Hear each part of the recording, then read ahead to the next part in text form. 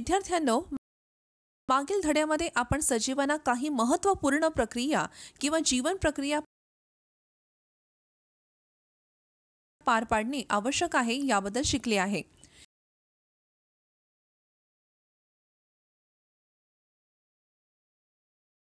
जीवनाच्या विविध प्रक्रिया सुरळीतपणे पार पाडण्यासाठी आपल्या शरीरातील वेगवेगळे अवयव समूहाने काम करत असतात. यामध्ये पचन, श्वसन, रक्ताभिसरण, मज्जासंस्था, उत्सर्जन, पुनरुत्पादन, कंकाल आणि स्नायू प्रणाली इत्यादींचा समावेश होतो. या अवयवांच्या कार्यासाठी ऊर्जा आवश्यक असते. म्हणून मानवी शरीरातील सर्व जीवन प्रक्रिया चालविण्यासाठी ऊर्जा आवश्यक आहेत.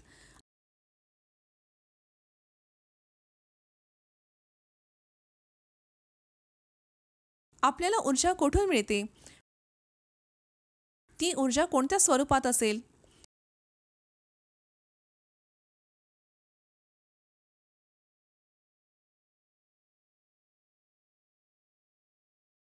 चला, वरील प्रश्नांची उत्तरे जीवशास्त्र 8 वर्गातील श्वसन या धड्यात शोधूया.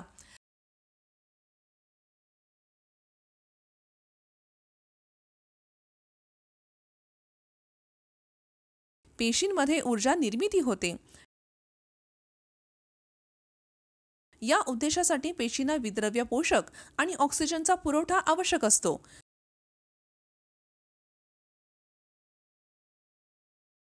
हा पुरवठा श्वसन आणि रक्ताभिसरण प्रणालीच्या मदतीने होतो.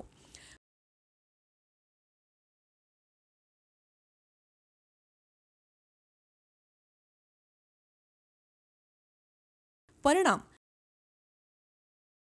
या प्रकरणाचा अभ्यास केल्यानंतर तुम्हाला पुढील गोष्टी कळतील.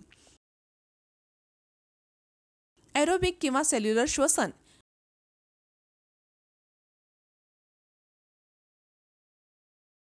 एनारोबिक श्वसन.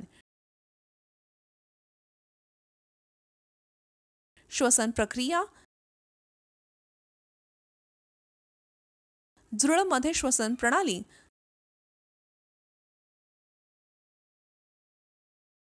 मानवामध्ये श्वसन प्रणाली. महत्त्वाचे शब्द: ॲक्रोबिक किंवा सेल्युलर श्वसन,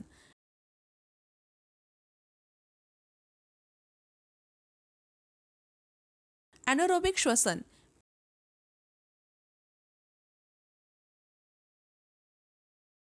प्रेरणा इनहेलेशन,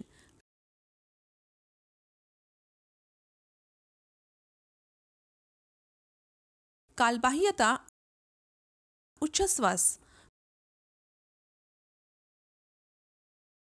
प्रसार,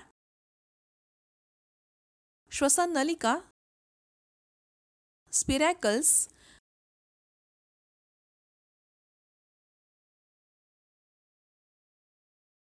ब्रॉन्क्युल्स, फुफ्फुस, अल्व्होली, डायफ्राम. या संकल्पना नकाशात श्वसन क्रिया पाहूया.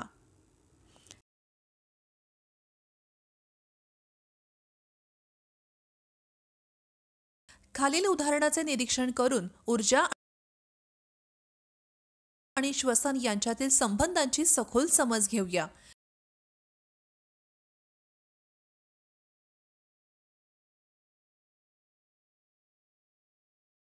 400 मीटर धावण्याची शर्यत पूर्ण केल्यानंतर खेळाडूला थकवा जाणवतो.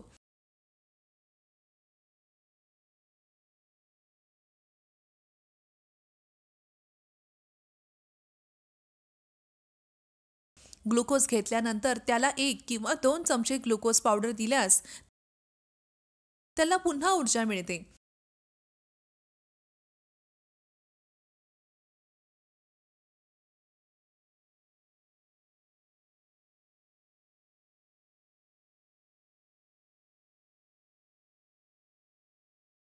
याचा अर्थ ग्लुकोजच्या मदतीने ऊर्जा बाहेर पडते.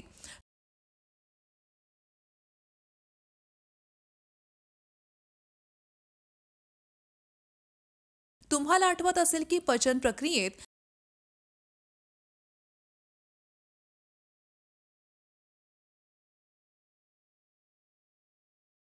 जटिल कर्बोदके ग्लुकोजमध्ये रूपांतरित होतात.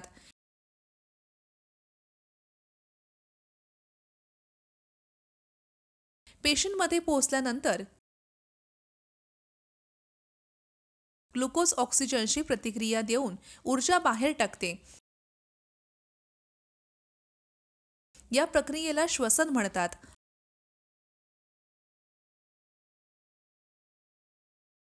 काही जीवांमध्ये ऑक्सिजनच्या अनुपस्थित ऊर्जा सोडली जाऊ शकते.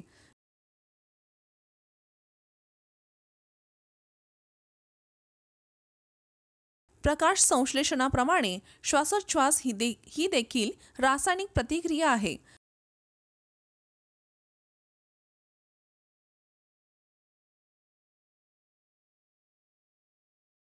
अन्नातून ऊर्जा सोडल्याने ऑक्सिजनचा उपयोग होऊ शकतो किंवा होणार नाही.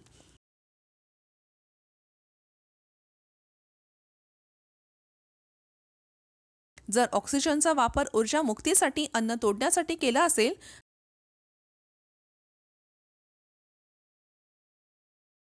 तर त्याला ॲरोबिक श्वसन असे म्हणतात.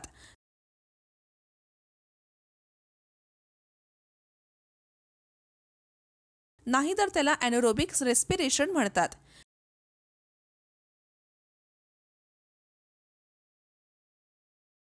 ते समीकरणाच्या मदतीने दर्शविले जाऊ शकतात.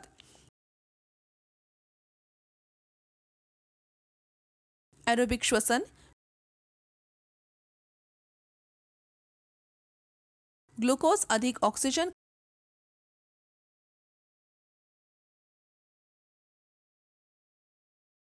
कार्बन डायऑक्साइड अधिक पाणी अधिक ऊर्जा C6H12O6 plus CO2 C6O2 plus CH2O plus ऊर्जा. ॲनारोबिक श्वसन ग्लुकोज इथाइल अल्कोहोल अधिक कार्बन डायऑक्साइड अधिक ऊर्जा C6H12O6 262H5OH plus 26O2 plus ऊर्जा. तुम्ही प्रोकार्योट्स बद्दल ऐकले आहे. त्यात मायटोकॉन्ड्रिया नसतात.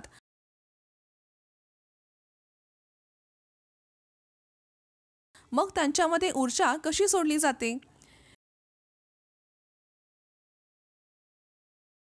हे सेल झिल्लीमध्ये सापडलेल्या इलेक्ट्रॉन ट्रान्सपोर्ट प्रोटीनद्वारे ऊर्जा निर्माण करू शकतात.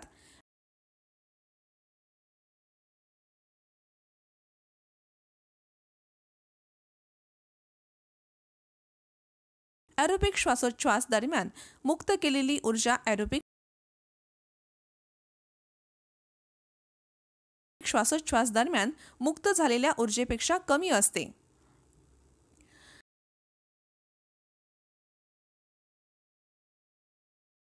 ॲरोबिक श्वासोच्छ्वास खालील 3 चरणांमध्ये चालते.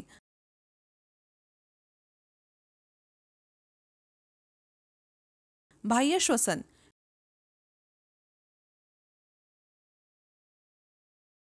प्रेरणा इनहेलेशन हवा नाकातून आत घेतली जाते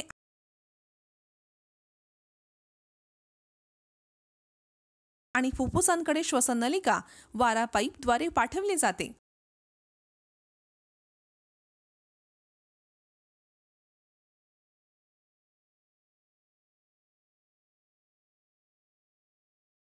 कालबाह्यता उच्छ्वास प्रेरित हवेतून ऑक्सिजन रक्तात जातो.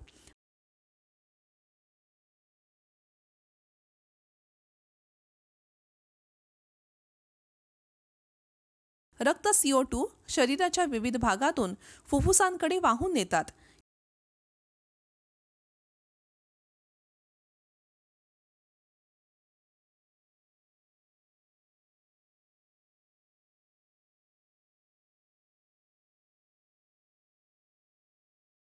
ही हवा श्वासोच्छ्वासाद्वारे बाहेर दिली जात असते.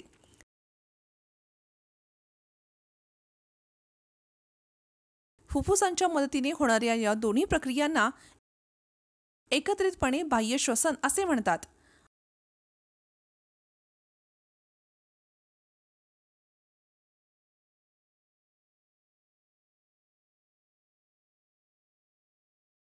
अंतर्गत श्वसन. पेशी आणि ऊतक द्रव यांच्यातील वायूंच्या देवाणघेवाणीला अंतर्गत श्वसन असे म्हणतात.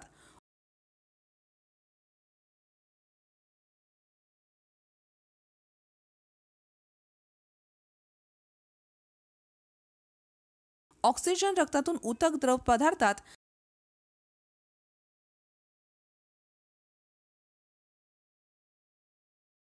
आणि कार्बन डायऑक्साईड ऊतक द्रव पदार्थात रक्तात हलते.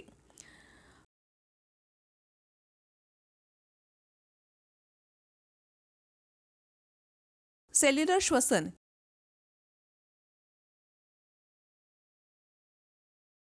ग्लुकोज सारखे विरघळलेले पोषक ऑक्सिजनच्या सहाय्याने हळूहळू जाळले जातात.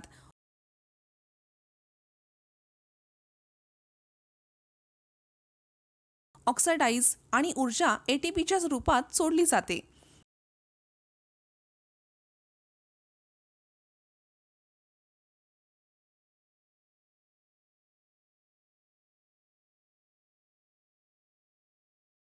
या प्रक्रियेदरम्यान CO2 आणि पाण्याची वाफ यांसारखे टाकाऊ पदार्थ तयार होतात.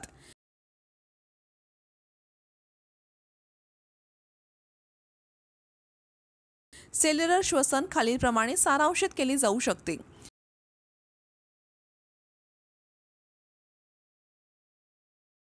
अमिबा, झुरळ आणि मानवातील श्वसन प्रक्रिया जाणून घेऊया.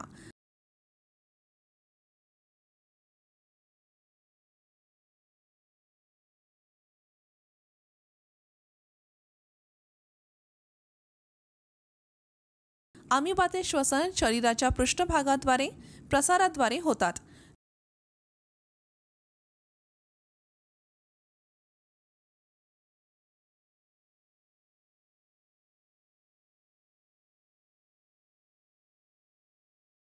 झुरळ जरा जास्त क्लिष्ट असल्याने त्यामध्ये स्वतंत्र श्वसन प्रणाली असते.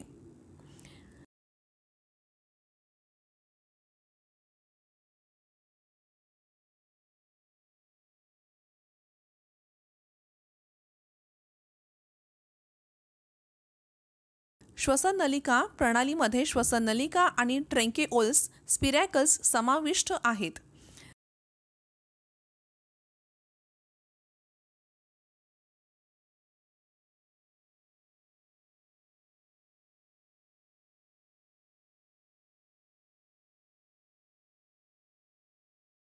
स्टिग्माटा मध्ये झुरळामधील श्वसन मार्ग.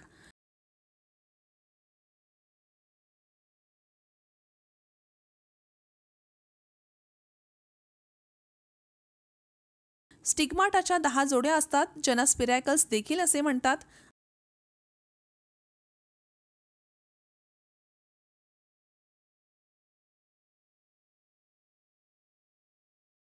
आणि या 10 कलकांपैकी 2 जोड्या वक्षस्थळी असतात.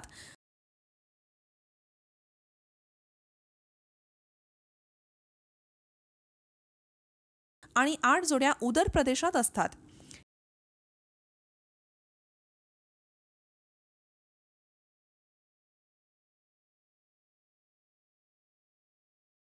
हे सर्पिल शरीराच्या बाजूला असतात.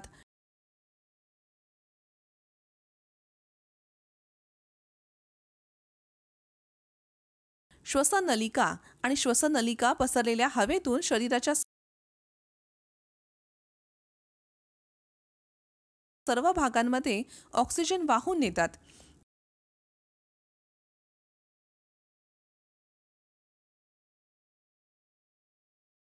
पेशी प्रसाराद्वारे ऑक्सिजन घेतात आणि श्वसन नलिकेला कार्बन डायऑक्साईड देतात.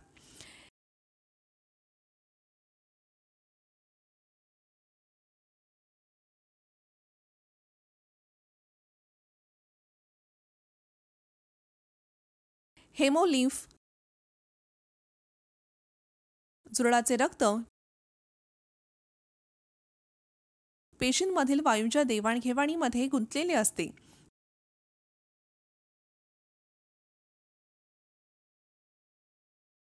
कार्बन डायऑक्साईडमुळे ऑक्साईड झुरळाच्या शरीरातून स्पायरेकल ओपनिंगद्वारे पसरला जातो.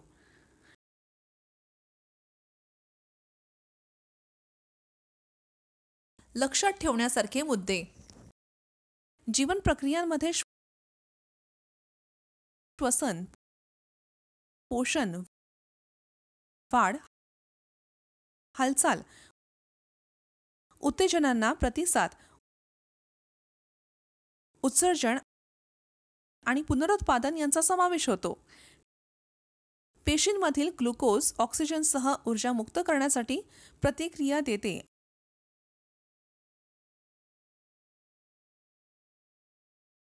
आणि या प्रक्रियेस श्वसन असे म्हणतात.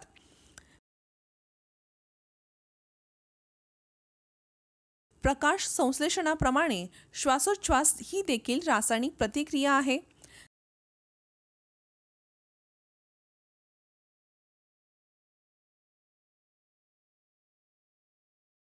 अमिबातील श्वसन शरीराच्या पृष्ठभागाद्वारे प्रसारित होते.